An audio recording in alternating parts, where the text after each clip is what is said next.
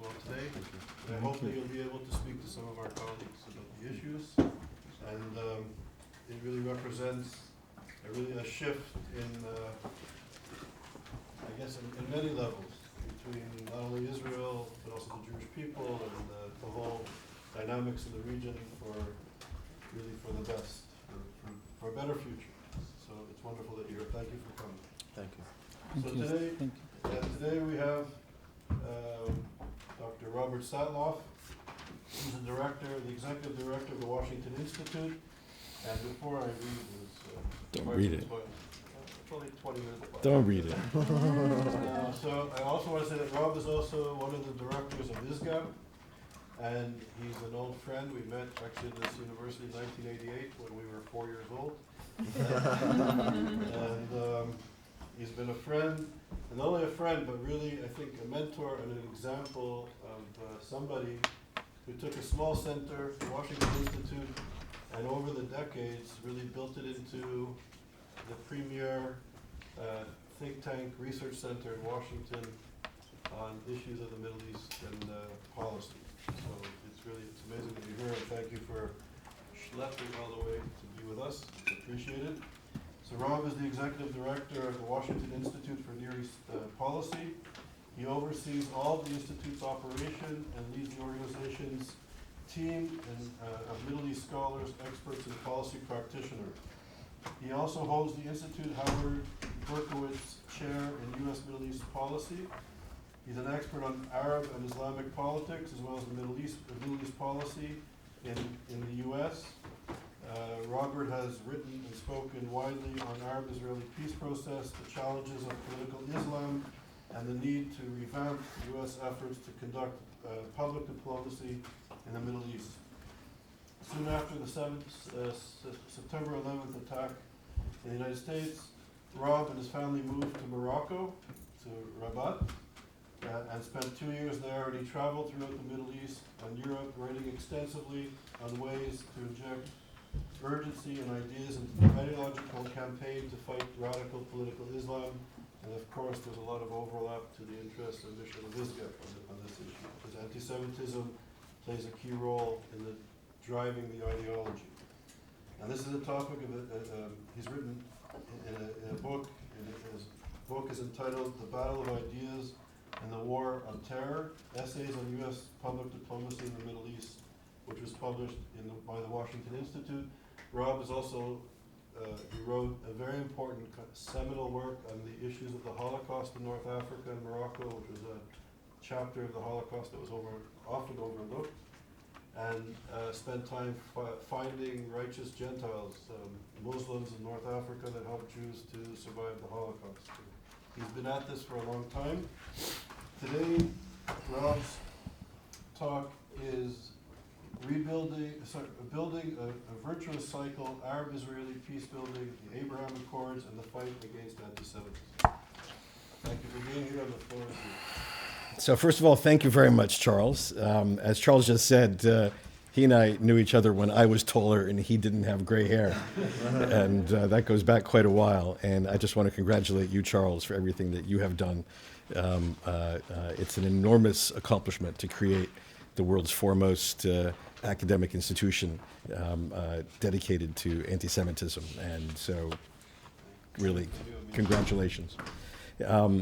I also want to just apologize in advance. I flew last night, got here a couple hours ago, and I'm a little tired. So if I'm more incoherent than usual, please, your forbearance.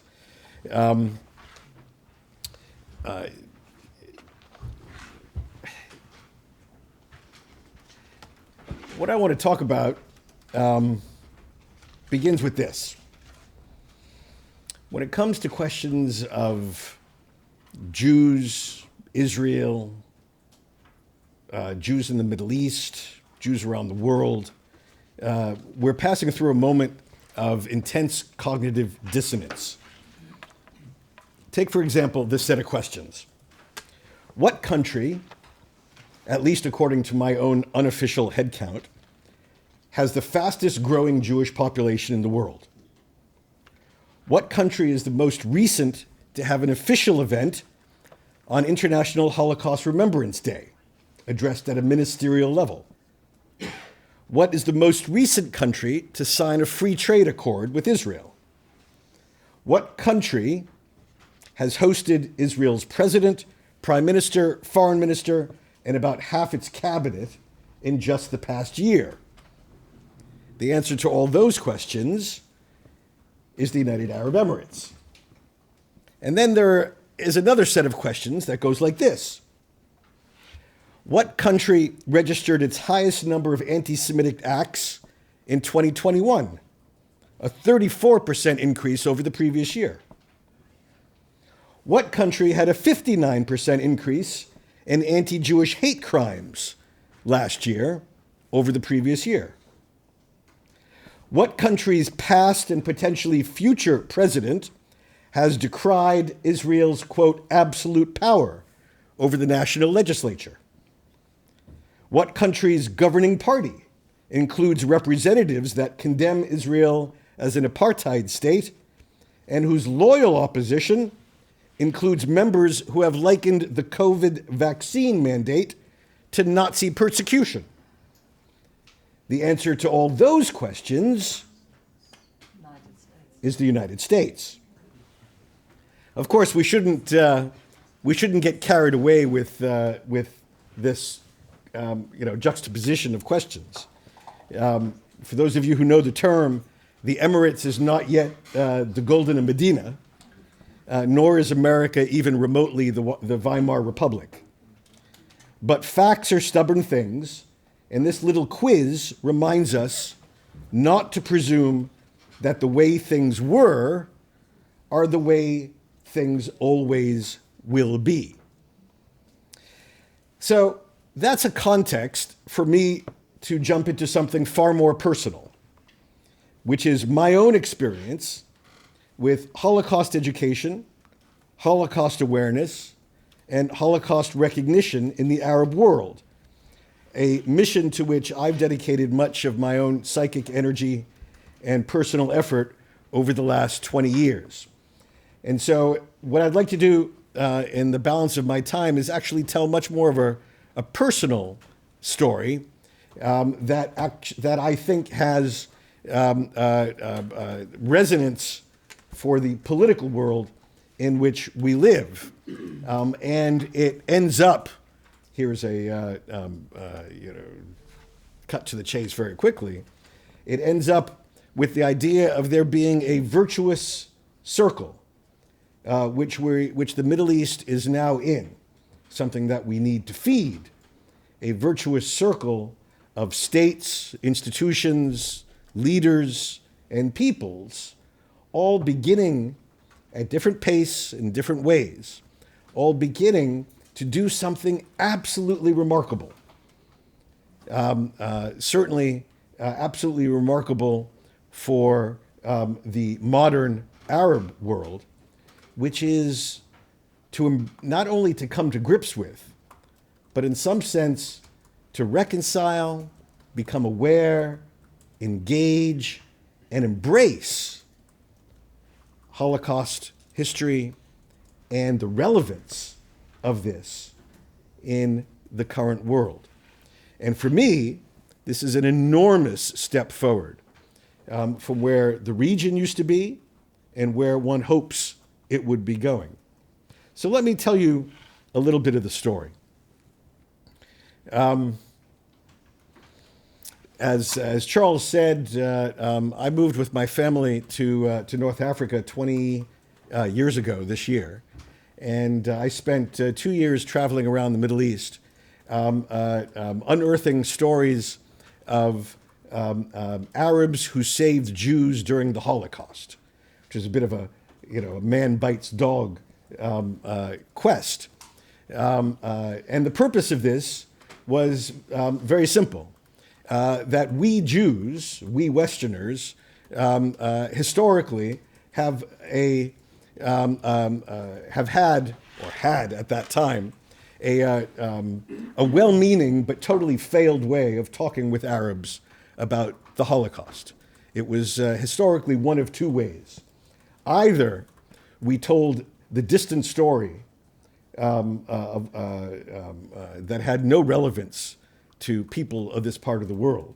The distant story of European fascists attempting to exterminate European Jewry, which was sort of interesting but not very relevant. Or we, and I mean major Jewish institutions, professors, whatever, we would recite in front of Arab groups and leaders a litany of the most absurd, extreme, and insulting things that we read, saw, or heard in Arab popular culture that was insulting about the Holocaust. Holocaust denial, Holocaust distortion, Holocaust celebration, as it were, and shame our the people with whom we were talking into promising to do better, which was sort of self-satisfying but not very effective. I see someone nodding over here. I'm sure you've heard these lectures in years past. So anyway, that's what triggered my own effort to try to find a different way to talk to Middle Easterners about this. Fortunately, I found what I was looking for. Not to spoil that great story, but the bottom line of that research is that my conclusion is that proportionately there are as many rescuers, there are as many righteous in the Middle East, in Arab countries, as there were in Europe. Basically, if there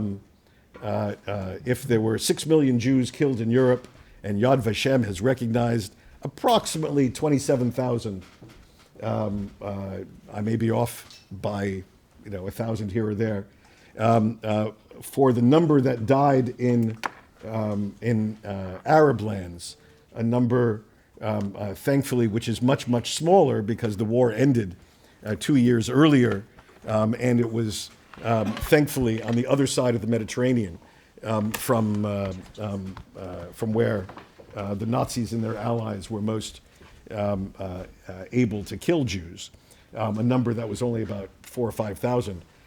The proportion of Arabs who saved Jews, let alone those that just helped Jews, but the proportion is almost exactly the same, and perhaps even higher. So that message is something that I've been able to tell Arab audiences in lectures around the Middle East, from Morocco to Tunisia to Jerusalem to Jordan, and more recently in the Gulf. A year after my book came out, I delivered the first set of lectures in Arabic on the Holocaust in Cairo, which was quite an experience, highly unusual experience, to give this set of lectures about what happened to Jews in Arab lands and the role that Arabs played in them, to audiences at think tanks and universities. But one episode stands out more than all, which, because it was so unique, it bears repeating. There's an Egyptian diplomat that people around the table may have heard of. His name is Amr Moussa. Amr Moussa was the head of the Arab League, the Egyptian foreign minister for many years. I think it's fair to say that among his many attributes, Amr Moussa is no Ohev Tzion. Amr Moussa is, no one is ever going to accuse Amr Moussa of being a lover of Zion. But yet, he will always have a soft spot for me, because in 2007, when I was about to go to Cairo, I wrote Amr Moussa a note with the preposterous request that he convene for me all the ambassadors of the Arab League, and that I deliver a lecture to them on the Holocaust in the Arab world and the importance of Holocaust education and genocide awareness for Arab governments. I thought he'd laugh me out of the room, but actually he said, "Rob, show up Tuesday." And I didn't know what to expect. Amr Moussa had distributed an invitation to all the ambassadors of the Arab League that I was coming to deliver a talk on the Middle East peace process. And so they were all sitting in a room, not unlike this. They have a big horseshoe-shaped table like the Security Council in New York. And they were all there, the ambassadors of every single Arab state, the Saudis, the Syrians, you name it, they were all there. And Amr Moussa introduces me, and then instead of giving the lecture about the Middle East peace process, I gave a lecture about what happened in Arab countries during the Holocaust and why it's important for them to learn this lesson and why they need to become part of the global discussion of genocide awareness. Well, you should have seen this table have a collective set of cardiac arrests. The Saudi ambassador turned red. The Syrian ambassador literally was holding his heart.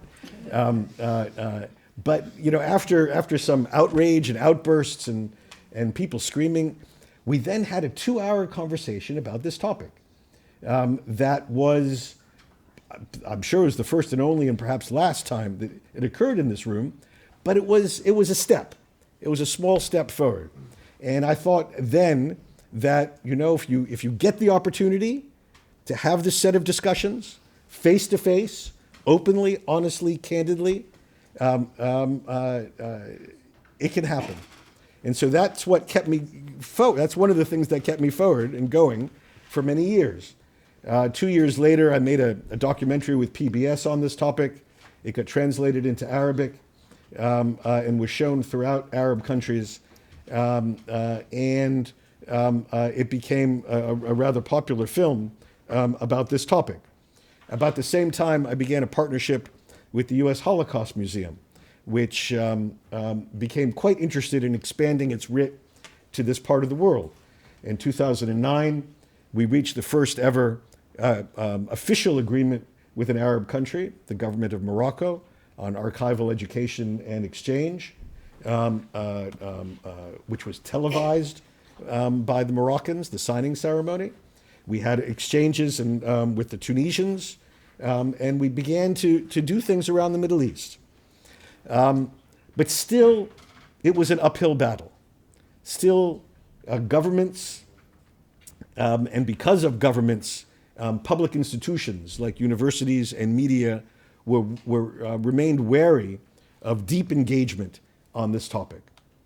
And then about 2017, things began to change. You can date it for a lot of different ways and different places.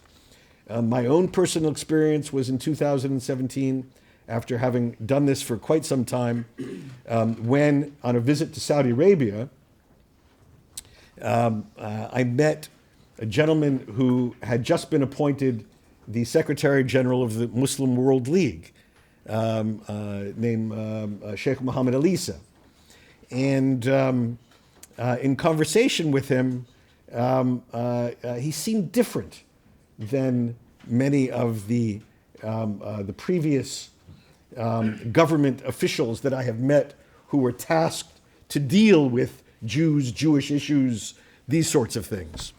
And so after meeting him in late 2017, I wrote him a note in January of 2018 saying, Dr. Alisa, Holocaust Remembrance Day is coming up at the end of the month, the International UN-sanctioned Holocaust Remembrance Day. Would you be interested in writing a statement on this day? And I expected back, a bland, brief, anodyne statement of sort of recognition drawing straight from the UN resolution on the topic. And instead, I got back a 650-word essay, which was the clearest, most definitive, most authoritative denunciation of Holocaust denial and distortion that a senior Muslim religious figure had ever issued. It was absolutely remarkable. And I figured, something is going on here when the head of the Muslim World League, an institution that for the previous 40 years was responsible more than any other institution for the export and distribution of the most venomous anti-Semitic Jew hatred around the world, the dissemination of millions of dollars to Muslim religious institutions to spread the sort of hatred that that gave rise to horrible events in countries around the world.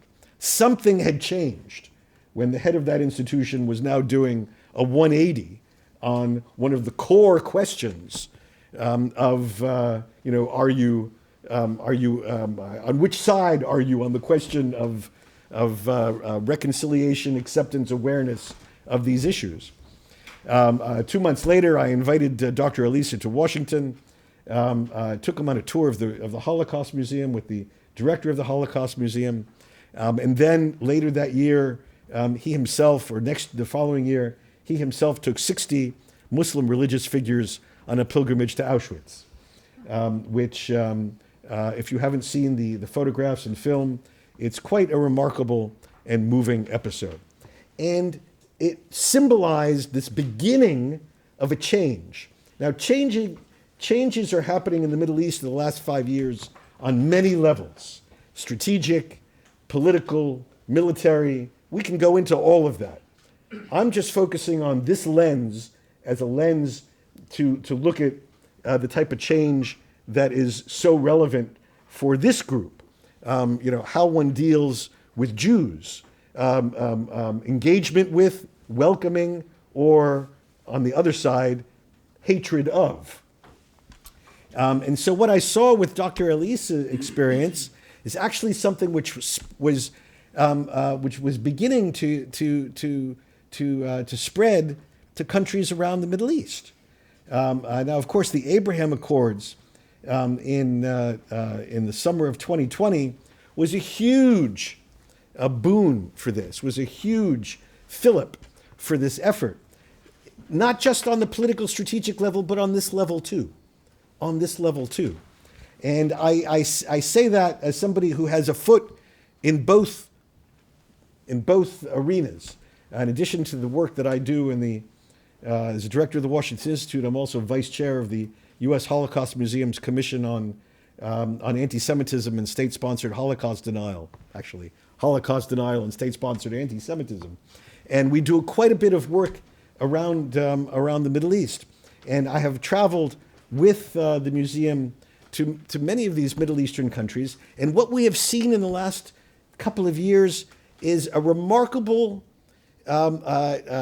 incremental process of countries seeing what other countries are doing and wanting to not be the last to make a step forward, and wanting to see how country X is pushing the envelope, which opens up space for country Y to do something that country Y may never have thought of doing.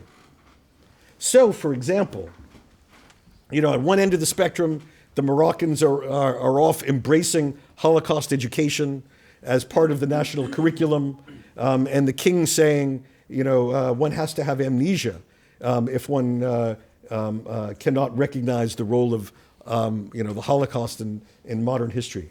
On the other end of the spectrum, just this past January, I was fortunate to play a role in arranging a ministerial level Holocaust remembrance event in the United Arab Emirates, with the Minister of Culture giving an official statement on behalf of the government on this. And that event opened up the arena for other events to occur around the Middle East. And last January as well, I was fortunate to arrange something which I thought would never happen, which is the first ever Holocaust remembrance event in Cairo, Egypt, which, despite a country that has had more than 40 years of peace with Israel, is also a country that has frozen the human aspect of peacemaking throughout those 40 years, and actually it's regressed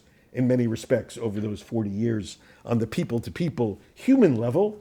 But yet, this happened in a 5-star Cairo hotel on the banks of the Nile, with the Egyptian head of the Human Rights Commission present, and other prominent Egyptians and foreign diplomats. An enormous, something I never dreamed would be possible. And so when you think about, where we are today, whether it's in Morocco, Tunisia, Egypt, the Gulf, we would have had a Holocaust remembrance event in Riyadh as well if there hadn't been a COVID surge in Riyadh last January, and we're working to plan that right now. Each of these countries are looking at the other and are seeing this is where they want to be. And, they know their own limits. What you can do in the Emirates, you can't yet do in Cairo, but what you can do in Cairo today is what you couldn't do in Cairo 10 years ago. And that is in of itself a great step forward. Some countries aren't there yet. I'm hopeful that Jordan begins to go down this path, a country we like to put in the camp of moderation and openness, but on this issue and dealing with Jews, the Jordanians still have a ways to go. I'm hoping that they make progress. Other countries are making enormous progress. Certainly the Bahrainis are there, and they see what is happening in Saudi Arabia and the Emirates, and every country is looking over their shoulder. They don't want to be last, and they want to see how far they can go. To me, this is a moment of great opportunity, great hope. Now, I want to put a note of caution in here. I don't want us by any means to suggest that that the forces in the opposite direction have thrown in the white towel. They haven't. They're there. They remain significant.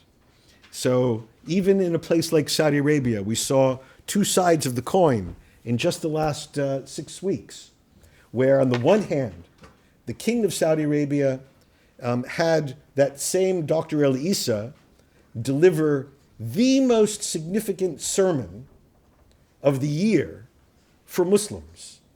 The Hajj sermon on Yom al-Arafat during the Hajj. And he was attacked throughout the Muslim world as being the Zionist imam. How could the king of Saudi Arabia appoint the Zionist imam to deliver the most significant sermon of the year for the world's Muslims? But he did. And it helped legitimize all the other things that he and others around the Middle East are doing in this sphere. Regrettably, about 2 weeks ago, a key imam at the Grand Mosque in Mecca gave an alternative, very hateful khutbah, very anti-Semitic khutbah, that was also on Saudi television.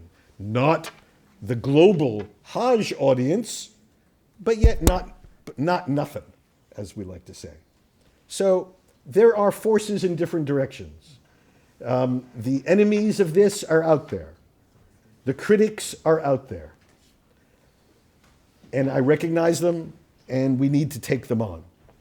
But my message really is one of opportunity, one of engagement, and one about the need for candor. In my humble experience, and I'm going to close with this, my humble experience doing this for 20 years, talking to thousands and thousands of Muslims and audiences from the Atlantic to the Gulf, the most important thing is candor. It is do not try to patronize one's audience. Do not try to suggest that you know better about their lot than they do, but deal with them where they are. Engage them on the facts. Engage them person to person.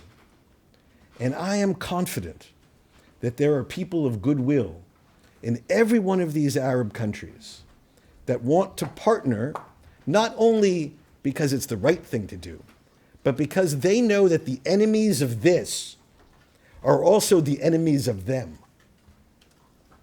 that those forces in society that want to shut down open, candid, engaged discussion of things like Holocaust history, Holocaust awareness, that sort of thing, are the same forces in society which want to impede progress on every other aspect of reform and openness that these countries want to pursue. And so they're our allies. And our goal is to find them, nurture them, encourage them, and work with them. And if we do, I think that in the long run, we can help put anti-Semitism in the Arab world back in the box, back in the bottle where it belongs. And then we can focus on the far more difficult challenge of anti-Semitism back in our own societies. Thank you very much.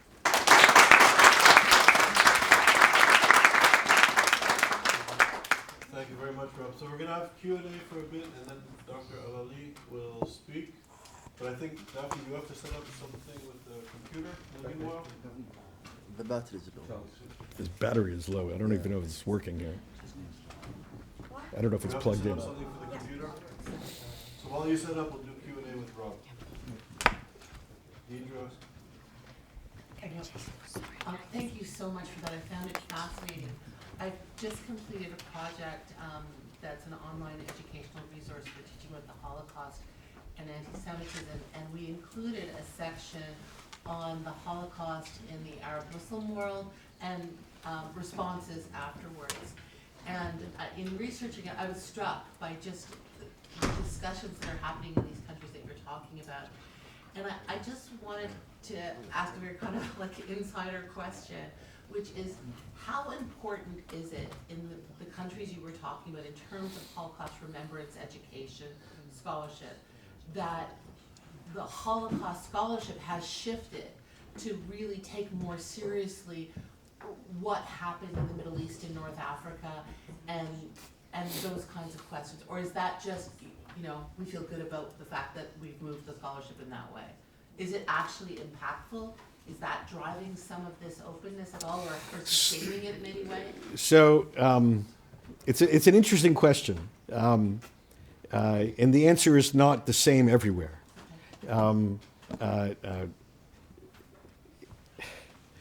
One of the things that one learns if one spends a lot of time in the Middle East is that the terms that I used earlier about Arab world actually is a false term. It's a term that Arabs and Westerners want to use when it's convenient to use them, but it's also a term that people throw away and people criticize when it is when it doesn't apply. So what do I mean? So look, where was Holocaust history in the Middle East?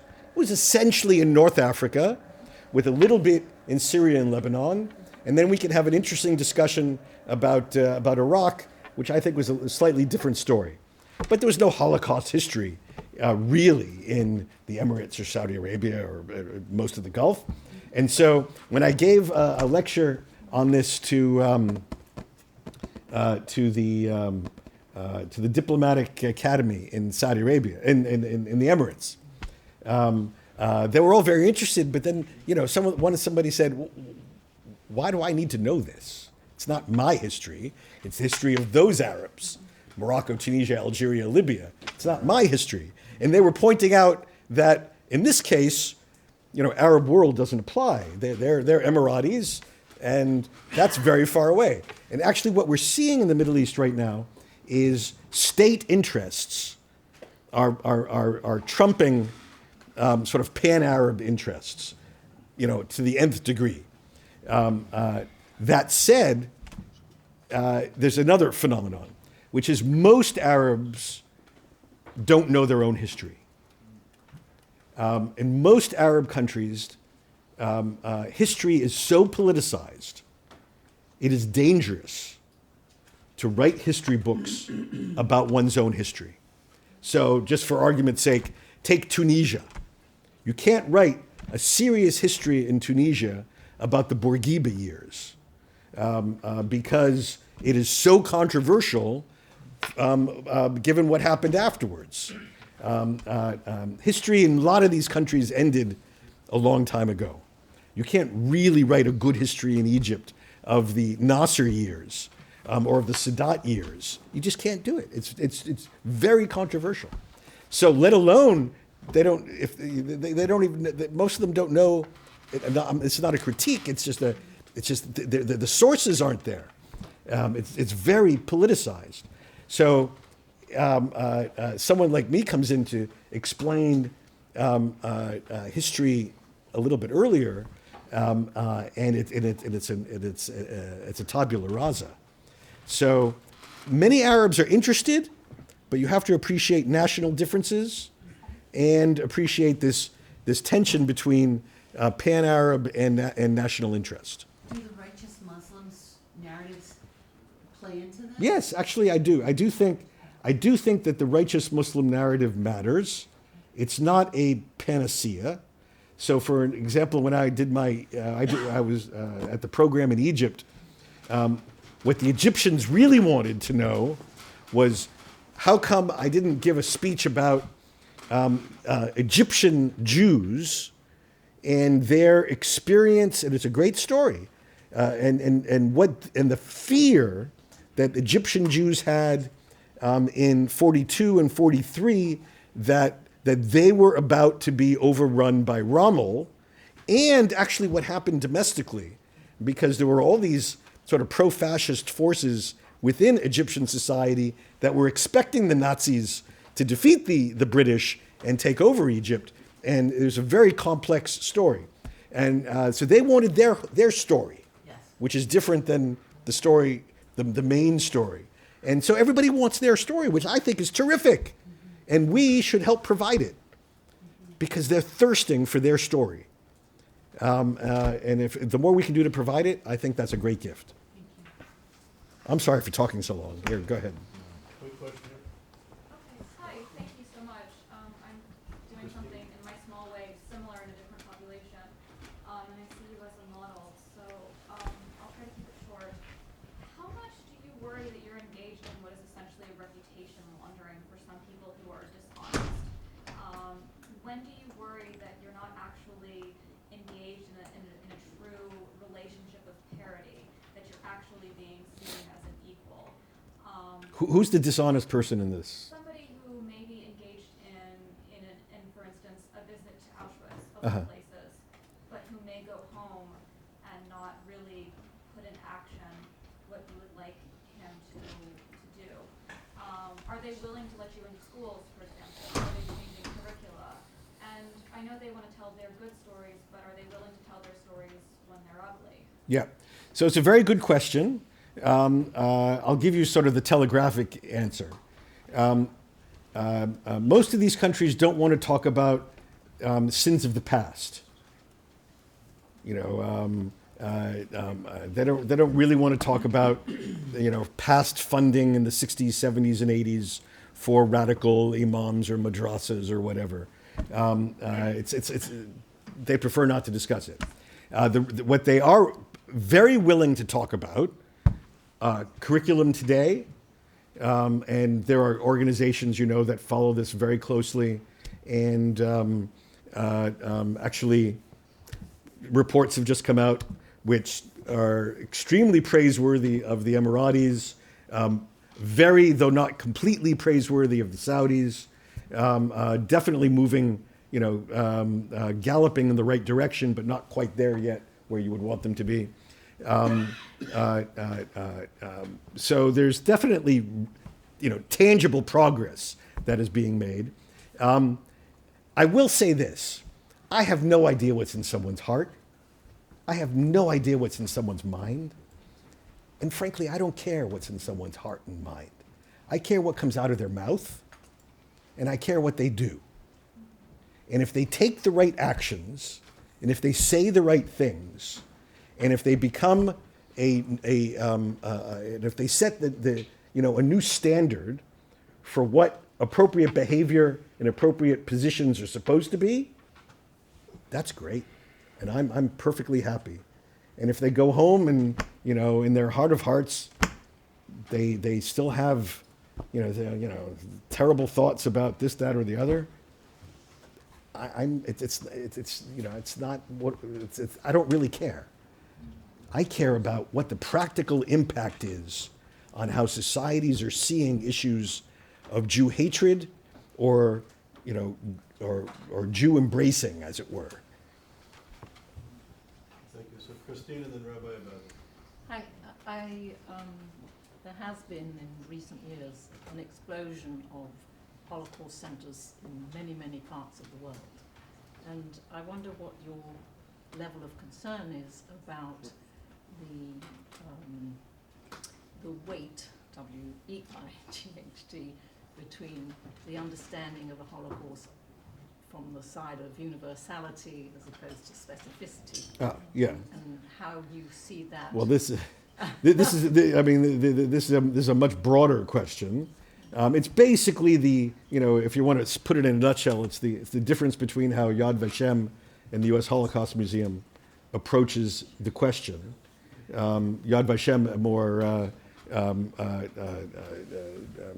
what's the word? Focused on the uniqueness of the. It's not the unique. It's not the right way of saying it, actually, because they're both focused on the uniqueness of the Jewish tragedy, but it's which lesson do you draw from it, and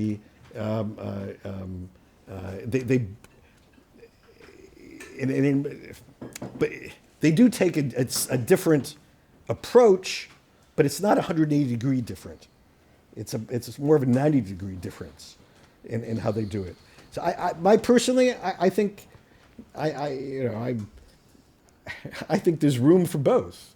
It's about the particularistic focus on the specific Jewish tragedy and the universal lesson that we need to take from this, not just about the vulnerability of Jews, but about the urgency of preventing genocide wherever it exists. I totally agree. I just wanted to make sure that both are represented, and it also impacts in particular on the curriculum. Yes, I agree completely. Thank you. Rabbi Abadi. Yeah, thank you, Dr. Satloff, for expressing so eloquently the changes that are occurring in the Gulf, changes that I have experienced, as I mentioned before, personally in the last 2 years, and with the presence of my dear friend, Dr. Ali.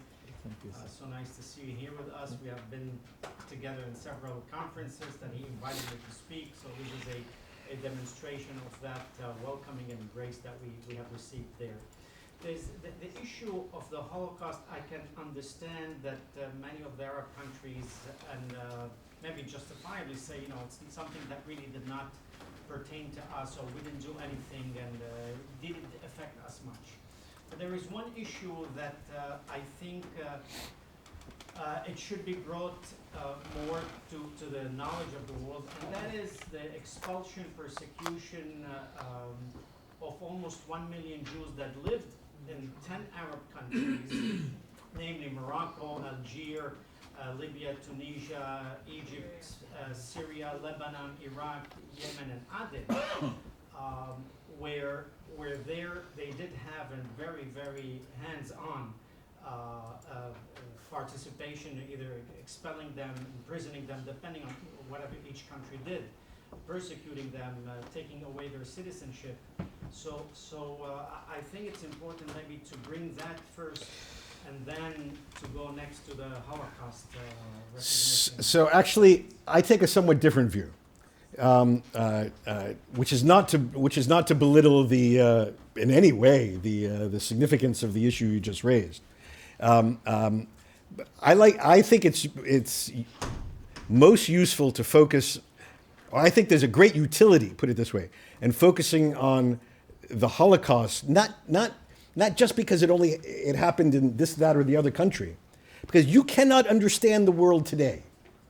You cannot understand the world today if you don't appreciate the Holocaust. You don't understand what Putin is doing in Ukraine. You don't understand the concept of denazification. And today we have Arab countries on the Security Council voting on issues regarding Ukraine, and how can they possibly vote on this if their diplomats don't even know what the word denazification means? If we don't understand that the word genocide, which is occurring in the world today, began with the Holocaust, if we don't appreciate that the Human Rights Convention, which defines so much of the challenge we face around the world, was born out of the Holocaust, if we don't appreciate the Holocaust as the global event, seismic global event that it was, with Jews being the canary in the global coal mine, then none of these countries, whether or not they had the Holocaust experience in those countries, none of them can effectively engage in the world today. And that's why I focus on this, which again is not to derogate the very important point and the very important story that you just underscored. Felix. Thank you again for a very informative lecture. Felix, before you go on, I just want to interrupt. Dr. Aziz, what is happening with Dr. Al-Ali's presentation? No, everything is good. We just We're ready? downloading the video. So we can go ahead. How much more time? It's short one. Okay. You have time, you can. It's ready. Okay, please let me know. It's ready now? It's ready. Okay, so Felix, please ask your question. We'll have a concise response and we'll turn the floor. Fantastic. Thanks for the honor. So I was really thanking you for a presentation which has which raised quite a lot of new things, especially since also part of my subjectivity brings me even more attention when you're talking about Northern Africa, apart from my continent. Back to the issue of maybe your research on the writers. From psychological perspective, of course, we know that probably many of us don't like to be told how wrong we are on many levels. Sometimes it helps when we are told how right in some areas we are before we are told how wrong we are somewhere else. Back maybe to the question of the how much that part of the story is really important in anti-Semitism education, but also Holocaust education, generally speaking, but also in that part of the world. Because increasingly I'm from Rwanda, and have seen increasingly how the story of the writers helps a little bit digest certain given things that were not digested before, especially when you have increasingly commemoration periods. A survivor telling the story, but also next, most of the time, immediately, the writers telling the story of what happened. How much that is, but also how much that should be used in let's say, anti-Semitism fighting. Yeah, look,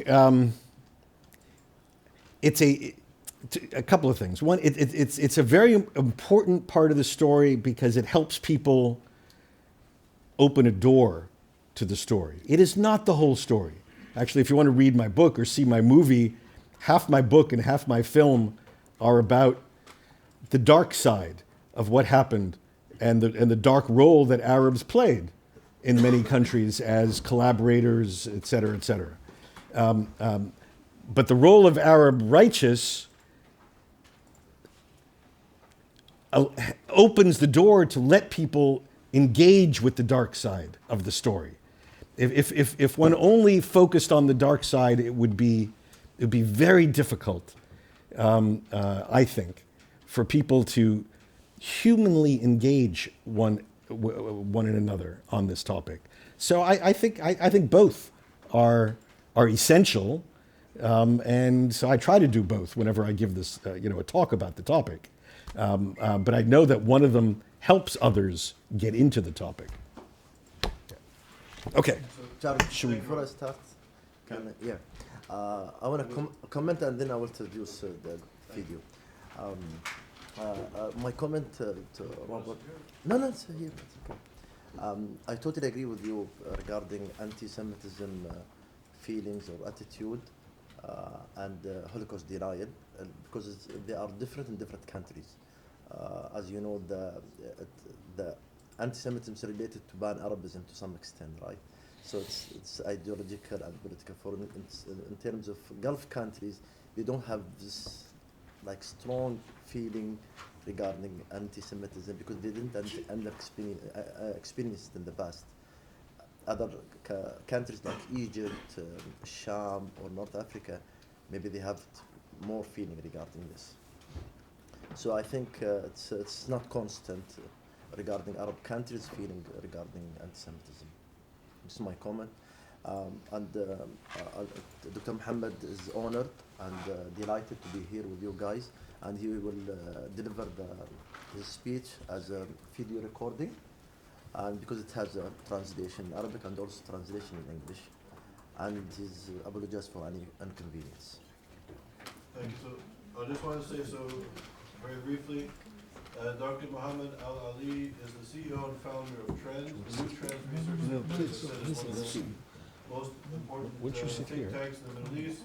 Sit here. You should do Published widely. He's an editor of many important academic journals. He's the editor-in-chief of scholarly periodicals and journals.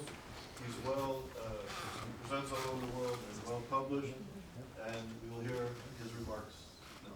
مش هاي الثانية. يكمل. لا لا لا الثاني. لا لا. It's not No, no, no.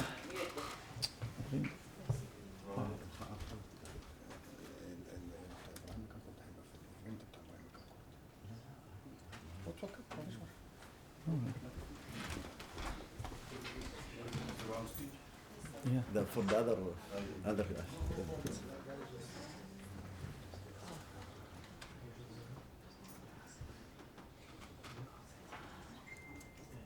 This is anti-Semitism. Yes.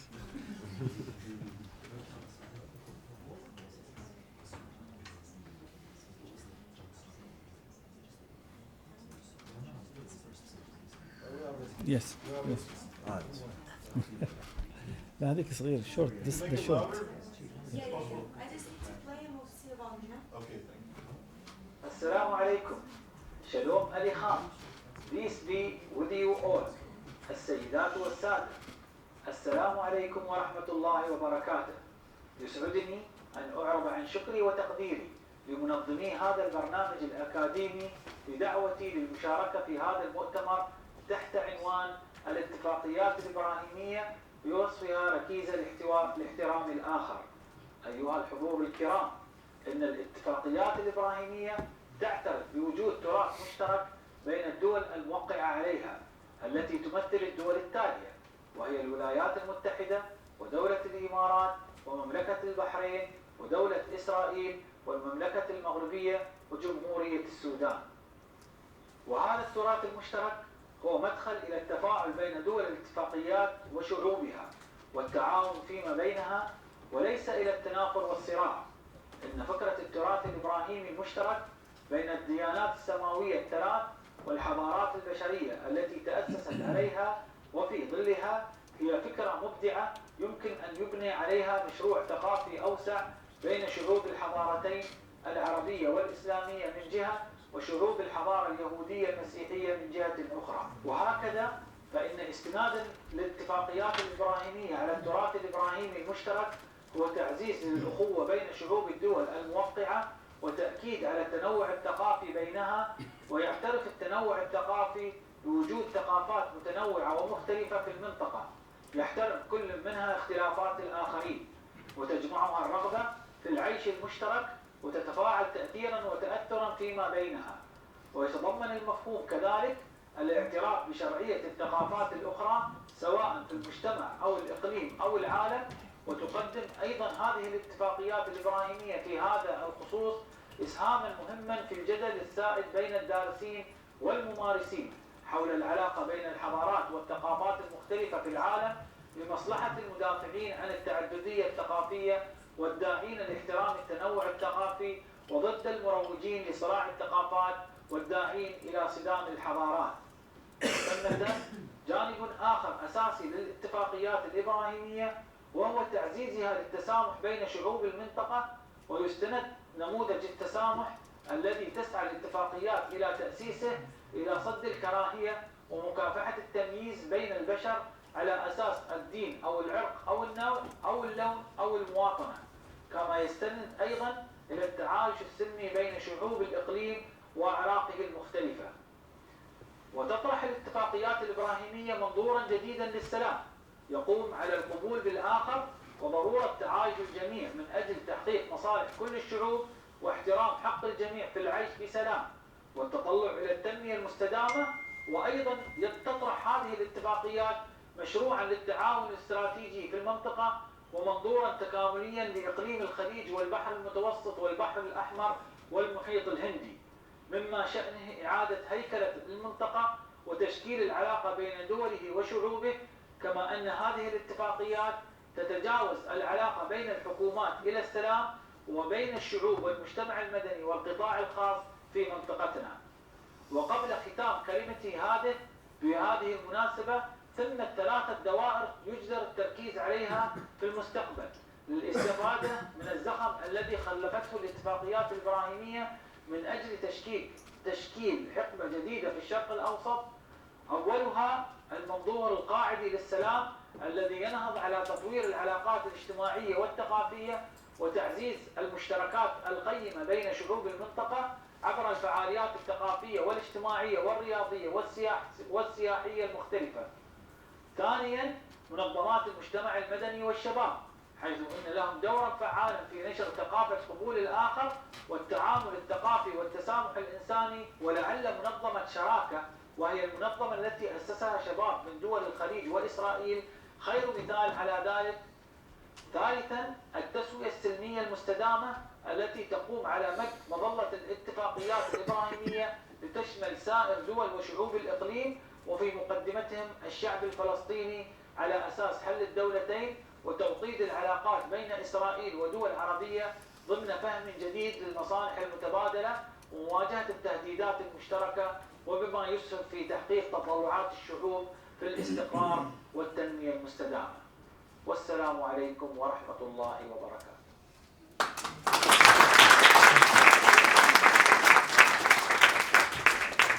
Thank you very much. Thank you, It's sir. a beautiful speech, important words.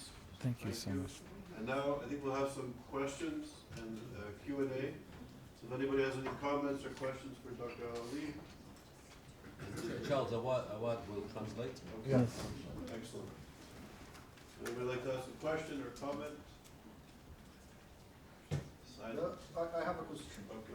I have a question to Dr. Mohammad Ali. You have mentioned that Abrahamic Accord will play a better role in solving the Palestinian cause. أنت حضرتك ذكرت أن الاتفاق الإبراهيمي سيلعب دور في حل القضية الفلسطينية. Will you explain to us more about that? How it can contribute in the solve the Palestinian cause, the whole cause in the region, and the main source for this instability during the last decades, اللي هي مصدر عدم الاستقرار في المنطقة التي استخدمت يعني زعزعة الأمور لقلة العقود الماضية. نحن دكتور رامي اعتقد ان نحن نفس ما ذكرنا اللي هو حل وجود دولتين. فنحن كمركز بحثي عملنا ريسيرش وعملنا ابحاث عن هذا الموضوع ووصلنا الى ان حل مثل ما تفضلت اللي هو الحل اللي العالم كله متفق عليه اللي هو الدولتين، وجود الدولتين. فاعتقد انه يعني هذا هو الحل الامثل. يعني الصراع هذا راح يعني ما له حل، صار له اكثر قرون وقرون ما في حل عنده الا حل اللي العالم كله متفق عليه اللي هو الدولتين. Would you like to translate to the Yeah, we believe in trends that the Barham Accord should play a role on facilitating the peace process between the two countries, and we think that the Barham Accord, if we utilize the benefits of Barham Accord in that matter, I think it will bring fruits to that conflict. Hello, thank you so much, and thank you for all the critical work you're doing, and thank you also to, sorry, I forgot your name, thank you as well. I just want to ask, on the streets of London in May 2021, there was a depiction of the leader of the UAE, which used rather traditional anti-Semitic stereotypes. So the leader of the UAE had large devil-like horns, devil-like claws, and all these other things that traditionally was associated with Jews. And I just wonder, do you think the Abraham Accords will contribute to fighting Islamic anti-Semitism within the streets within Europe, Or do you think actually perhaps these accords will exacerbate hostilities we are seeing today on the streets of the UK and beyond? دكتور العلي هي asking you that I'm sorry. هو بيسأل بالنسبة لاتفاقات إبراهيم ما هو الدور الذي يمكن أن تلعبه تلك الاتفاقات في مكافحة الخطاب الإسلامي المتطرف في الدول العربية فيما يخص نشر كراهية اليهود ومعاداة الساميين. What he said. He's joking. نحن شوية صوت. نحن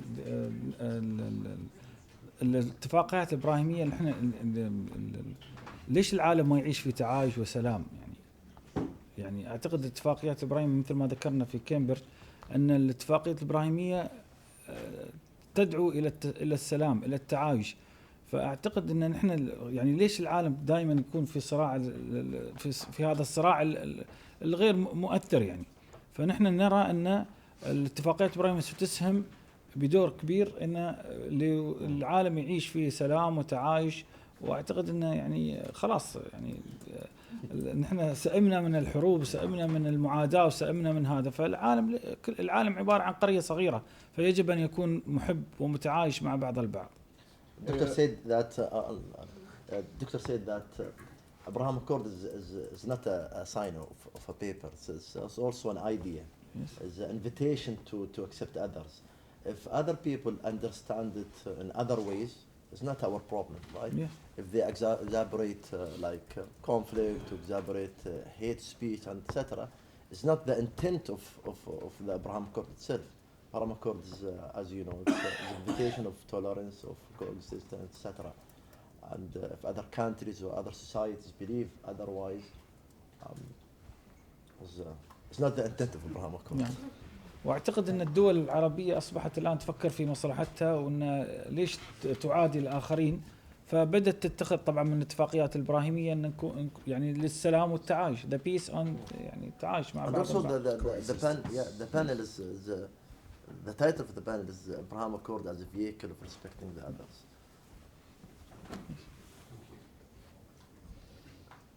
Yeah, thank you, Dr. Lally, and also Rob for your fascinating and wonderful speeches. I just want to pick up on what Harry was saying.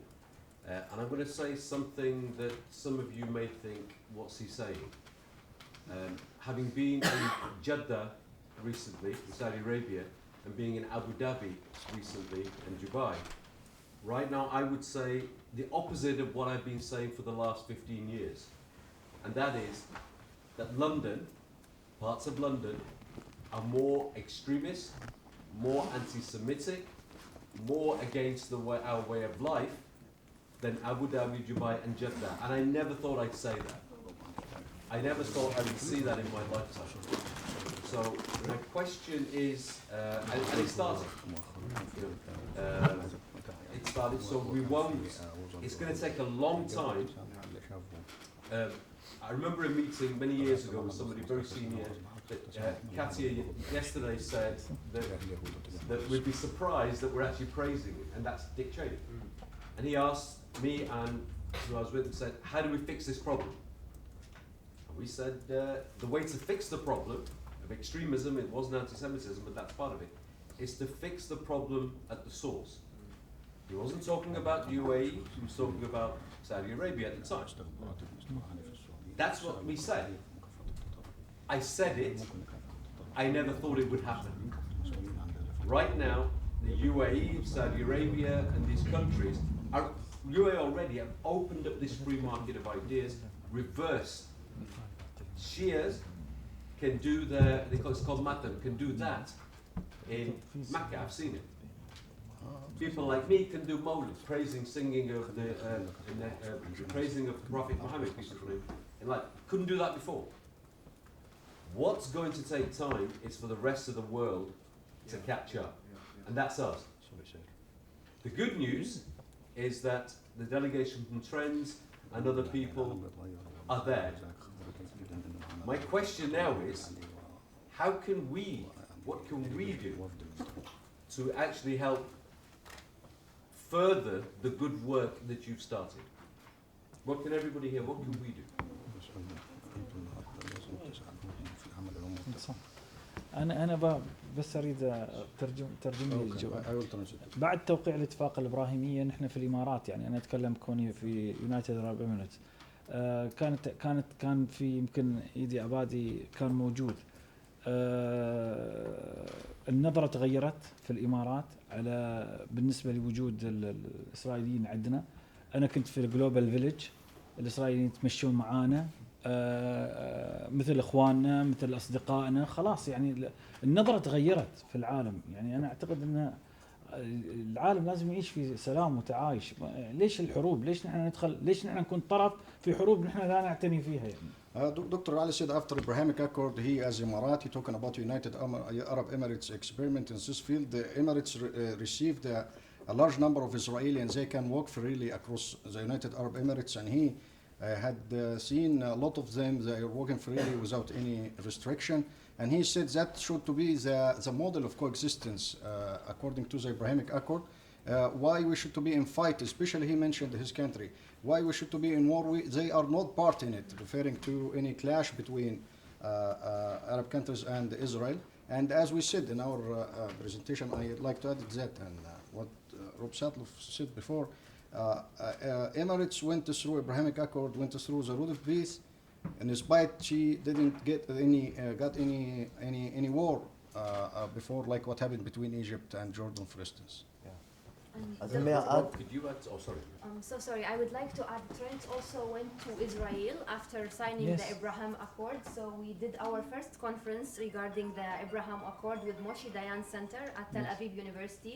And we have many partners in Israel, and we are continuing the good work. So Rob, I'd be fascinated to know your thoughts on what can we be doing.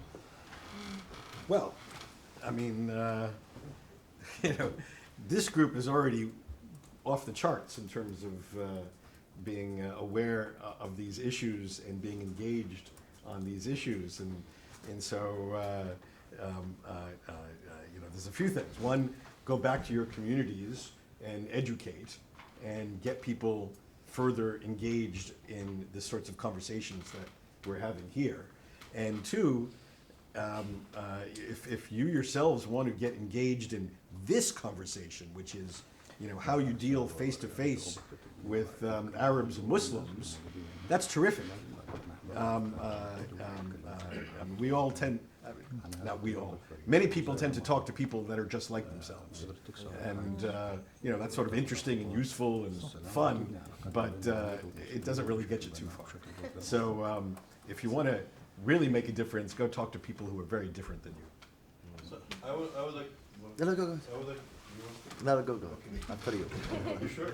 Yes. Okay. I'd like to ask a question. So it's interesting in that, and maybe it's too early to say, but as the region shifts and moves away from extremism, there potentially is the possibility, and maybe we're beginning to witness the beginning of it, that extremists are moving to Turkey, even to Europe, and maybe even to the United States. So what is the danger of extremism being reinforced in the West, which is a very powerful part of the global strategic interest? And as Harris points out, there's already enclaves of extremism. Will this exacerbate and cause us further problems in the near future? So to Dr. Ali and to Dr. Satloff. الموضوع عن المنطقة أقرب من التطرف، هل ده حماس التحدي للغرب يعني يفرض علينا أن احنا؟ أنا أعتقد الغرب لازم يسمع العرب، لازم يسمع الباحثين العرب، لازم يسمع المفكرين العرب، عشان يغير. الكثير من الباحثين العرب عندهم الكثير عن التطرف، نحن في ترندز البحوث والاستشارات عندنا إصدارات خاصة عن بعض القضايا المهمة اللي تهم الغرب والأوروبيين في هذا المجال. أتمنى أن يعني يكون يكثف العرب أو المثقفون العرب والباحثون العرب حضورهم في مثل هذه الندوات والمؤتمرات القريبة. نحن إن شاء الله راح نكون الشهر القادم في جرماني في ألمانيا أيضا مدعوين لمؤتمر كبير يتكلم عن الثقافة العربية والدبلوماسية الثقافية العربية والتغير اللي صاير في هذا الموضوع. فأعتقد أنه يجب يكون تبادل الخبرات بين الباحثين العرب والباحثين الأجانب في هذا المجال. No, تفضل. Okay, thank you. Dr. Ali, according to Charles' question, said it's a time. Rami, people at the back can't hear you. Yeah. Dr. Ali says that it's a time to the West listen to the Arab and get benefit from their experience about how it can counter extremism and terrorism in their own countries. And it's a time to exchange the experience between Arabic Research Center like Trends and the Western Research Center and listen more about the experience, how to counter terrorism in our extremist narrative in Arab countries. Exchange visit between academic and researcher is very important. So he mentioned to some activities they will be in Germany next month. Yes. Yeah. Next month, and after that they have another conference in Israel and so on. So I think Dr. Ali mentioned that before in Cambridge. All of the people here in this room are invited to be engaged with our activities and Trends activities as well. Thank you so much. So I'll just add a couple of things. We don't have to look for demons, Charles. We don't have to look for the dark side of this good news story. Point one. Point two, actually, we need to invest to make sure this good news story doesn't fall apart. It will not survive on its own, on its own steam. These sorts of things need continual investing and continual effort to maintain. I mean, if you just even think about, at a lesser moment, think about the Egypt-Israel peace. Egypt-Israel peace in 79, 80, 81, there was much more human contact. The Israel Academic Center in Cairo was a flourishing institution. There were people going back and forth, much, much more. It went backwards. It went backwards. And that's just that example. Now we have multiple countries. We have to make sure that they stay, if not all at the same pace, but in the same direction. That's a real effort. About where they're, the locus, the centers of real problematic anti-Semitism in the Middle East, it still exists. I mean, Iran is still an engine producing all sorts of horrible stuff, and it has a soft power as well as hard power aspect, which is very effective in many countries, sadly so. And as you say, Turkey, very serious problems, and there are other problems in different. So I think we recognize what's good, invest in it, and then still focus on what's very problematic. I think also doing research on the impact of the soft power of the Muslim Brotherhood in American universities, which is an astounding problem. The more we dig into it, the more shocking it all is. And this, I think, can have an impact on the good work that needs to be done to push things in the right direction. Okay, Dr. Abadi, Rabbi Abadi, very quickly, and then. Perfect. So Harris, if I may just try to attempt to answer your question. Education is extremely important, of course, in schooling, informal education to the teenager, to the youth, a one-to-one discussion, some sort of a rehabilitation of brainwashed extremists. All of those things are important. However, I think what is going to make the greatest difference is governmental intervention. And let me explain what that means. I was at a panel together with a high official of the Emirati government with American leaders. And the American leaders asked him, what can we do with extremist imams and extremist ideology being spread in mosques all over the West, United States and Europe? Do you have that problem, Your Excellency? As his answer said, we don't have that problem. We don't have the problem of extremists spewing hatred and incitement to kill and incitement to attack. We don't have that problem. You have that problem in the West. And unfortunately, the reason is, and now I'm speaking, the reason that you have that problem in the West is the definition of freedom of expression.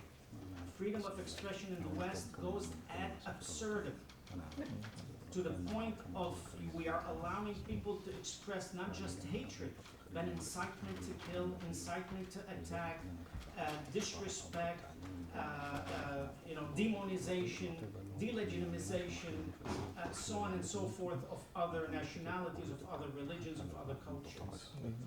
And I think until the West comes to the realization that freedom of expression is not all those things that I mentioned. Freedom of expression gives you a responsibility. You could express yourself, but you need to respect your fellow resident or your fellow citizen, no matter if they're what religion they are, what nationality, what ethnicity, what color, race and creed, whatever, and so on and so forth. That is, I think, the key solution in the West. Otherwise, just plain education is not going to be enough. It's a very important point. I'll just add something. I don't know if it's the West, because different countries in Europe, Canada, Israel have limitations on hate speech to some extent. Canada, I think, is an excellent model on limiting speech when you are inciting against an identifiable group of people or individuals. There's some law. In the United States, the First Amendment is a bigger challenge. You mentioned about extremists going from country to country. Extremists will go only if they have safe haven. If I could just please finish my point, and to give you an example, at Yale University, we wanted to do a moot court. We wanted to put on trial Ahmadinejad and his incitement to genocide according to the Convention on the Prevention and Punishment of Genocide. And we assembled all these great legal scholars at Yale University's law school. And the consensus among the professors at Yale was that the moot court should not happen because incitement to genocide only happens once the genocide occurs. That you have to incite to the point that when the genocide begins, that's when you can use the Convention on the Prevention and Punishment of Genocide, which stipulates incitement is a crime. That's how far free speech among these great legal scholars goes. I found it terrifying, but that's a whole other issue. So Ben, the final question. Harry already asked the question already. We'll try to bring you into the conversation. So it's really, the sessions today, Rami, yours as well, are really hopeful. And this has been quite a depressing conference thus far, which is very standard when talking about Jew hatred. And really my question actually is about the relationships between Arab societies and Arab states, because we're showing incredible progress and partnership and evolution, but at the same time we're seeing even further radicalization, it seems, at least from those who support the Palestinians. And that might not be the Palestinians themselves. So just yesterday in New York City, people were chanting, we don't want no two states, we want all of it, we don't want the Zionists here, Palestine can only be opened by martyrs. I was wondering, what is the relationship between, in your speech you said 2 states. What we're seeing here, and maybe again it's not Palestinian leadership or people perhaps in Palestinian territory, but there are people who support that movement for self-determination who is actively working against these ideals. Is that going to have an impact between relations between, say, the UAE and then other? No. Okay. Never mind then. The further away, the more extreme and radical people get. The less realistic, the less practical. It's easier to be extreme when you're 6,000 miles away. And so what people say in New York or on the streets of Berkeley will have no impact on this. Just one more sentence. What will have an impact on this is whether the people of the Emirates and Bahrain and Saudi Arabia, whatever, feel as though they themselves are benefiting from the partnerships that they're building with Israel. If they are not benefiting, and if they feel that they're paying some price in some fashion, but are not benefiting, that will have a negative impact on this. But what happens in Berkeley and New York will have no impact on this. But it's not just Berkeley and New York. I mean, we saw from Gaza, PIJ, what they're doing. It's contrary to a 2-state solution. So could there be a distancing between, will people in the UAE get tired of calling for a 2-state solution when there does not seem to be at least a total partner for peace? Because obviously to create 2 states you need to have 2 people or 2 peoples wanting to create 2 states.